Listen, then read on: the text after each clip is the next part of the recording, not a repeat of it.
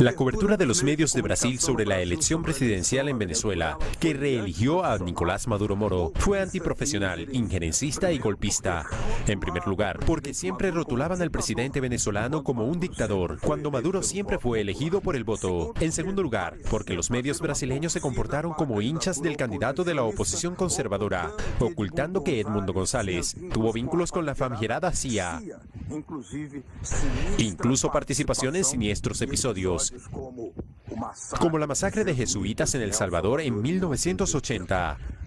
Además, los medios brasileños jamás informarán al público que Venezuela fue víctima de una guerra económica movida por Estados Unidos, que ha disminuido considerablemente el padrón de vida de la población venezolana. Finalmente, los medios brasileños, de modo antiprofesional, han denunciado fraude en la elección, sin tener ninguna prueba cabal de alguna irregularidad cometida en esta elección. Eso no es cobertura periodística, sino una guerra informativa contra la Venezuela bolivariana. Latitud Brasil está comenzando. Hola amigos y amigas del programa Latitud Brasil de Telesur. Estamos muy contentos de tener este nuevo encuentro. Ahora tratando de entender por qué es fundamental entender cuál ha sido el papel nocivo de los medios de comunicación brasileños en asuntos relevantes, tanto para el pueblo brasileño como también en contra de la voluntad soberana del pueblo venezolano. Es vergonzosa la cobertura que dieron los medios brasileños sobre las elecciones en Venezuela. No esperábamos nada diferente, pero queremos escuchar la opinión de un experto. Y por eso usted está aquí con nosotros, y se lo agradezco mucho. Es un honor para nosotros. La profesora de periodismo de la Facultad de Comunicación de la UFMG, es decir, de la Universidad Federal de Minas Gerais, Ángela Carrato, amplia experiencia en periodismo, en análisis, en el tema de ideología periodística, ideología mediática. Y te pregunto enseguida, agradeciendo tu presencia, Ángela, ¿cómo definirías este tipo de coberturas que van, por así decirlo, en contra de los hechos? ¿Cómo vistes eso? Muy buenas noches. Buenas noches, Beto. Buenas noches a todos sus televidentes de Telesur. Es un placer y un honor estar aquí de nuevo. Mire, habló de vergüenza. Habló de este absurdo que están cubriendo los medios corporativos brasileños. Yo diría de los medios corporativos internacionales en relación a la campaña electoral, las elecciones, el desarrollo de las elecciones en Venezuela también.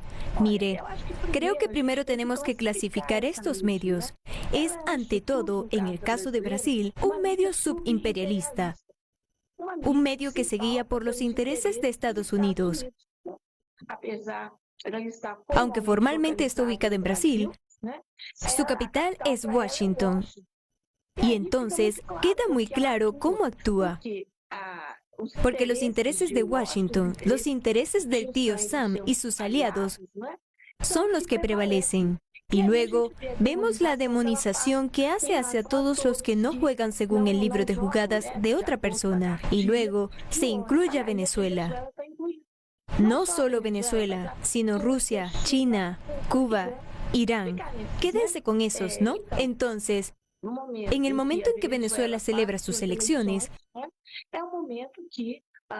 es el momento que Estados Unidos tiene que intentar apretarlo aún más, apretar la tuerca unas cuantas veces más. Ahora bien, no es de extrañar, ¿verdad, Beto? Sorpresa cero, ¿verdad, Beto? Sorpresa cero. Y podemos considerar que todo ese grito que están haciendo los medios corporativos brasileños, ¡ay, qué fraude! ¿Dónde están las actas? No hay transparencia, etcétera. Esto es un detalle de la historia. Esto es un detalle, porque en verdad, la lucha contra Venezuela, el gobierno bolivariano, los gobiernos bolivarianos, no empezó ahora en esta campaña electoral. De hecho, empezó en la elección de Hugo Chávez, allá por el 98, y las cosas no hacen más que empeorar a medida que la revolución bolivariana se afianza. afrontando todos los problemas. Mire las sanciones. Cualquier otro país ya habría sucumbido. Pero Venezuela no es un país cualquiera, como Cuba no es un país cualquiera. Por supuesto, no se trata de economías como la de China, por ejemplo, donde las sanciones de Estados Unidos, el aumento de impuestos y tasas, por ejemplo, sobre los coches eléctricos, es del 100%, pero eso ni siquiera hace cosquillas a la economía china. Este no es el mismo caso que la economía cubana o la economía venezolana, pero son países que resisten con valentía, son personas que resisten con valentía. Eso deja a los subimperialistas apavorados. Hoy notamos que hay una inmensa gritería con los medios brasileños.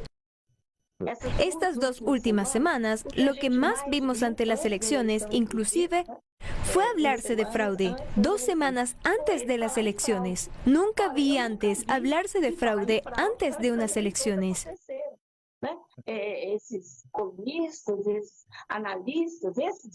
Esos analistas, esos históricos, ¿tienen bola de cristal? ¿Cómo es eso? Esa historia de hablar de fraude y ese desdoblamiento de preguntar ¿dónde están las actas? ¿Dónde están las actas? La verdad es que hay un guión que los medios corporativos brasileños siguen a rajatabla y que tienen que ver con la guerra híbrida. ¿Y qué es este guión? Es un guión que se ha aplicado en Venezuela desde hace mucho tiempo. Se ha aplicado en Ucrania, se ha aplicado en Paraguay y se ha aplicado aquí en Brasil, lo que llevó al derrocamiento de la expresidenta Dilma Rousseff, quien dirigió al entonces presidente Lula a prisión sin delito, sin pruebas. Entonces, hay un guión en esta guerra híbrida y les voy a contar rápidamente cuáles son los pasos de este script. Porque, como todo el mundo sabe, la guerra híbrida es una forma de cambiar regímenes que supuestamente no son amigos de sus estados amigos, que no entregan riquezas, que no renuncian a su soberanía, pero que no quieren interferir directamente con los tanques, con los bombardeos, con la ocupación territorial, porque hubo mucho desgaste en ese sentido. Así, desde el final de la guerra de Vietnam, que derrocó a Estados Unidos de manera aplastante y vergonzosa, se ha elegido el camino del cambio del régimen. No quiero decidir que no hay guerras no híbridas. Guerras calientes, claro que las hay, ¿no? Tenemos varios en proceso en todo el mundo. Pero resulta que este cambio está mal. Usar la mano del gato es lo que pasó en Venezuela, es lo que pasó en Ucrania, es lo que pasó aquí en Brasil. Llevó al gobierno a hacer algo absurdo como Bolsonaro. Y eso llevó al gobierno, por ejemplo, a un Milei. Argentina también está siempre bajo una guerra híbrida. Una realidad paralela establecida por la guerra híbrida. Entonces, hago esto. Primero, establecer los medios de comunicación es fundamental. Porque para crear esta conciencia de un gobierno incapaz, de un gobierno corrupto, de un gobierno que no interesa a la mayoría de la población, son los medios los que trabajan en eso. Está cambiando conciencias, está cambiando la opinión pública. Al menos creen que es posible. Entonces, el primer paso, ¿cuál es? Desacreditar ese liderazgo. Entonces, observemos cómo los medios brasileños tratan, por ejemplo, al presidente Maduro. Ella lo llama dictador, así que sin más preámbulos, dictador Maduro. Ella nunca lo llamó presidente. Ella nunca llamó de presidente al expresidente Hugo Chávez. Él era un dictador. Pregunto, en un país que ha tenido más de 30 elecciones en 20 y pocos años, ¿dónde está la dictadura?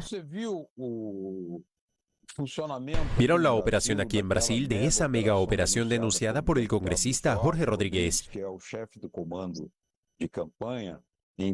quien es el jefe del comando de campaña en la que habría una sobredifusión de mentiras y también un silenciamiento de la Corte para que la opinión pública mundial? Tengo la inevitable sensación de que, si no ganaba la oposición, pues habría habido fraude. ¿Viste esto aquí en Brasil?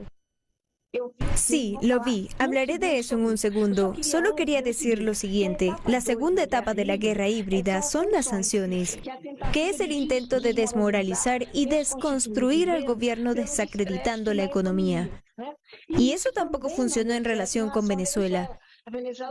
Venezuela logró superarlo. ¿Cómo es que todo esto no funcionó? Por supuesto, se necesitaba otro tipo de interferencia. Aquí es donde entra en juego la llamada Operación Miami. Y ella era exactamente lo que estás diciendo. Es una alianza de diarios conservadores, medios conservadores, porque las revistas tampoco eran solo periódicos, ¿verdad? Con base en Miami, produciendo material todo el tiempo durante la campaña electoral, durante las elecciones y ahora también después de las elecciones, produciendo material para desacreditar a las instituciones venezolanas, desacreditar al gobierno y desacreditar a cualquiera que se ponga en una posición que, espere un momento, fueron unas elecciones normales y pacíficas y el resultado es este, entonces hay que aceptarlo. El propio presidente Lula está siendo el objetivo de esta operación. Está bajo una fuerte presión en este sentido, tratando de desmoralizarlo e incluso intentando poner a la opinión pública brasileña en su contra. Pero permítame retroceder un poco sobre esta operación. ¿Cómo funciona? En primer lugar, no falta dinero para este tipo de operaciones. Entonces, esta gente usa mucho dinero. Se involucra con inmigrantes latinoamericanos, cooptado por servicios secretos y otros esquemas. Incluso utiliza a los narcotraficantes para crear hechos, por ejemplo, realizando actos, protestas, etc. Esto lo vimos en Brasil en 2013, en aquellos famosos, tristemente famosos días de júbilo. Esto también está sucediendo en Venezuela. Luego creen que solos, entre comillas, solo se escucha a la gente del lado contrario, desautorizando, folclorizando a personas que están apoyando al gobierno y tratando de folclorizar al propio Maduro. Por ejemplo, en las funciones que hacía, y hubo varias veces, bromeaba a menudo, bailaba. Este tipo de broma es común en los países de habla hispana. Esta es una razón para contraatacar, ¿sabes? Estos medios conservadores, equipados con Operación Miami, intentarán ridiculizar a la persona. Veremos al final si puedes mostrar la puerta. Es uno de los semanarios de hoy, que hoy está a la venta. O sea, si no me equivoco, aparece el presidente Maduro con una remera que me parece muy linda, colorida, pero pretende folclorizarla. No es así como viste lo que debería vestir un líder estatal. Y el titular es el mayor fraude de la historia, la elección más amañada de la historia. Pero Ángela, necesitamos tomarnos una pequeña pausa aquí, en Latitud Brasil. Hablamos con la profesora Ángela Carrato, periodista y profesora de la carrera de comunicación de la Universidad Federal de Minas Gerais, especialista en noticias, información y análisis de medios. Latitud Brasil está de regreso, conversando hoy aquí con la profesora Ángela Carrato, periodista experimentada, profesora de comunicación de la Universidad Federal de Minas Gerais. Estas portadas, en el periódico O Globo, en revistas como Isto É, ya hacen una condena a priori de todo, para llevar al pueblo brasileño a la incredulidad, repitiendo esta mantra, que es el mantra ideológico. ¿Dónde están las actas? ¿Dónde están las actas? Y no informar sobre la legislación electoral brasileña. Analiza esto un poco. La portada, las portadas y estos discursos editoriales, y la realidad de Venezuela que no se conoce. Bueno, hay dos portadas. Una portada de la revista Isto É, de esta semana, y una portada de la revista Carta Capital. Es interesante que son dos revistas que diría que tienen un perfil que no es exactamente el mismo. Carta Capital, al menos mientras Mino Carta estuvo activo allí, tenía un perfil más de centroizquierda, ¿no? Ahora Isto É siempre ha sido una revista en la que publicaban los que más pagaban. Entonces, Ahora es curioso cómo coinciden ambos, ¿no? Claro, la revista Istoé está más desordenada, más detonada, pero así. Y a Carta Capital al menos le falta una pregunta, ¿no? ¿Hacia dónde va Venezuela ante los problemas? Y una situación de guerra civil, que no sé si esa es la situación, creo que no. Puede haber formas de tensión, de intento de terrorismo, pero hasta donde yo sé, las cosas están bajo control, ¿no? La oposición quiere violencia, quiere agitación. Pero el pueblo está tranquilo, el pueblo está sereno. Exacto. Ahora bien, otra cosa que la guerra híbrida hace con gran, digamos, competencia, y nosotros, en el otro campo, tenemos que aprender a desconstruir. Es como toman los detalles para destruir el todo. Por ejemplo, en la legislación electoral de Venezuela, se permite la reelección, sin número, y por un periodo de 6 años. Aquí, los medios brasileños hacen una enorme crítica. ¿Qué quieres decir con que 6 años es mucho tiempo? ¿A qué se refiere con reelección permanente? Recordemos lo siguiente. De Gaulle estuvo en el poder durante 10 años. Charles de Gaulle, Angela Merkel tenía, si no me equivoco, 9. Margaret Thatcher, 9 o 10. Para tomar un caso actual, Narendra Modi, de la India, lleva 10 años en el poder y ahora ha sido reelegido.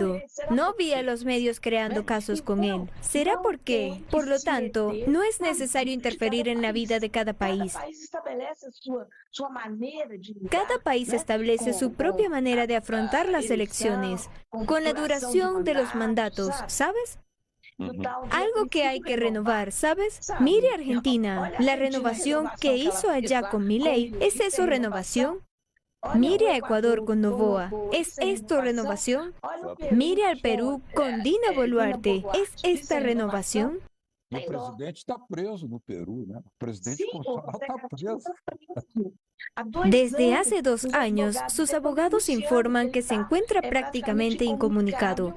No tiene juicio programado, ni se ha formalizado su culpabilidad. El presidente Maduro rompió relaciones con Perú porque le faltó el respeto a la soberanía de Venezuela. Fue un golpe. Pero quería preguntarte esto. Hay otros antecedentes. En primer lugar, Estados Unidos nunca considerará a un país que no entregue su petróleo, por ejemplo, y su oro también. Entonces no basta. Como dijo Samuel Piñeiro Guimarães, no basta con ser elegido por votos. Hay que elegir. Hay que gobernar como Estados Unidos quiere ser considerado democrático. Pero más allá de eso, está el tema de la integración, que Estados Unidos no quiere. Porque Venezuela es un factor muy importante en el apoyo de las políticas multilaterales y a la integración latinoamericana, siendo quizás el socio más leal de Lula en la construcción de la integración. ¿Cómo ve esto? Los medios contra la integración. Mire, eso está muy claro.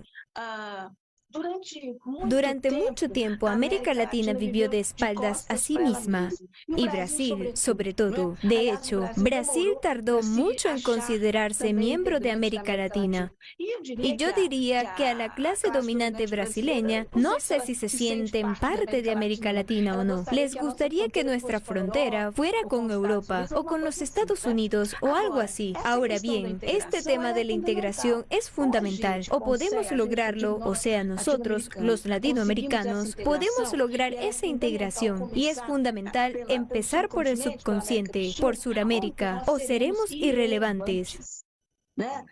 El futuro, si no es por la integración, será absolutamente irrelevante. Nos convertiremos en pasto para los imperialistas, especialmente el más cercano, Estados Unidos. Entonces, esta agenda de integración es fundamental y esta agenda involucra este nuevo mundo. Este mundo multipolar. Aquí es donde las cosas se complican más. Y luego Estados Unidos se da cuenta cada vez más de su decadencia. Está aterrorizado por ella y aprieta las tuercas de nuestro lado. Porque ahí es donde creen que todavía pueden dominar sin restricciones, porque Oriente Medio se encuentra en la situación que conocemos, el riesgo de que una guerra se extienda allí. Europa está empezando a decir basta de su situación de colonia, de que era una neocolonia, de que fue transformada por Estados Unidos. Entonces, ¿dónde tienen que mirar como su verdadero patio trasero? Siempre pensaron que este era su patio trasero, pero es así. Y luego vemos que, mire, no han pasado 10 años o un poquito menos, que casi todos los países de Sudamérica y varios de Centroamérica estaban gobernados por políticos y partidos progresistas. Esto estaba siendo cambiado. Empezó en Honduras, pasó por Paraguay, pasó por Brasil, ¿taló? No, pasó por Ecuador. ¿Y qué tenemos hoy? De hecho, tenemos gobiernos progresistas en México, Colombia y Brasil. No digo que sean iguales, cada uno tiene sus particularidades, pero son gobiernos comprometidos con esa integración, que es fundamental, y con el compromiso de mejorar las condiciones de vida de sus poblaciones y de la población latinoamericana. Y es Venezuela. Ahora para Estados Unidos, Venezuela y Cuba son problemas. Según Estados Unidos, tienen que ser destruidos. Entonces, ¿qué veo? ¿El escenario que imagino? Si bien algunas autoridades de Estados Unidos ya han anunciado que no reconocen el resultado, aún no es una posición del gobierno de Biden. Tendrá que ser una posición del gobierno de Biden. Mientras tanto, funcionarios o segundo escalón se están pronunciando. Pero digamos que Estados Unidos no reconoce la victoria de Maduro para un tercer mandato. ¿Qué hay de nuevo? No reconoce su elección para un segundo mandato. Reconocieron a Guaidó, que no tenía ningún voto. Reconocieron a Guaidó. ¿Qué hay de nuevo? 50 países siguieron a Estados Unidos en su apoyo a Guaidó. ¿Imagina? Es Europa la que se robó el fondo soberano. Hoy está prófugo de la justicia. Bueno, aquí todavía tenemos aún una idea de integración, lo cual obviamente debe ser abordado por los medios de comunicación. Telesur hace ese trabajo de integración por medio de información. ¿Esta integración funciona a través de la información? Bien, tenemos a Honduras, Nicaragua, que son países que tienen una política contra el imperialismo, contra el sometimiento. Porque, Ángela, aquí en Brasil todavía tenemos déficit, es decir, nuestros medios de comunicación públicos todavía están muy pálidos, quizás muy tímidos. No sé si estás de acuerdo con esta apreciación. Estoy de acuerdo, sí, estoy de acuerdo. Por supuesto, estamos hablando mucho de los medios corporativos, porque todavía son, digamos, responsables del 70% de la información que circula en el país, ya sea a través de periódicos, revistas, portales y televisión. Pero hay un importante medio alternativo hoy en Brasil, y es una contradicción, porque es un medio progresista, gran parte. Pero ¿dónde está ubicado? En plataformas de grandes tecnologías. Entonces, es una contradicción, porque no hay manera en el espectro, o sea, en el tema político del uso del espectro electromagnético, que estos medios actuales, porque tienen condiciones técnicas, claro, más aún teniendo en cuenta que con la televisión digital, donde había un canal, se pueden emitir 8, por ejemplo. Entonces, no es una cuestión técnica, es una cuestión política. Y es posible que también sufran represalias por parte de las grandes tecnológicas. Sí, y este medio que llamaré independiente, somos. Yo también soy parte. Siempre estamos en equilibrio. Ustedes también. Siempre estamos en equilibrio. Porque es nuestro locus de acción. Pero es el que tenemos. Ahora bien, considero, digamos, un error por parte del presidente Lula al no fomentar y no invertir los medios de comunicación, que son tradicionales, En el sentido de radio, televisión, radios, medios comunitarios o innovadores. Entonces, necesitaríamos tener también nuestra Big Tech con nuestra red social. China lo tiene, Irán lo tiene, Rusia lo tiene, Cuba lo tiene.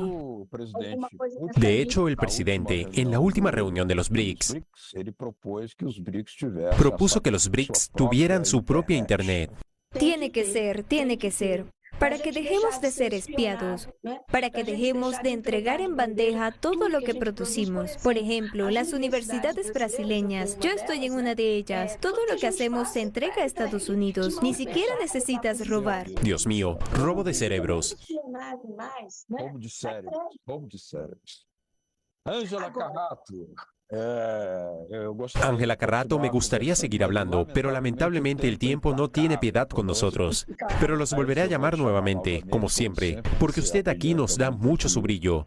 Latitud Brasil y Telesur. Muchas gracias. Muchas gracias por su presencia en Latitud Brasil y las puertas siempre estarán abiertas para usted. Muchas gracias y mucha suerte, Venezuela. Mucha suerte a Telesur, siempre. Un abrazo. Muchas gracias a los que nos siguieron. Gracias por su atención.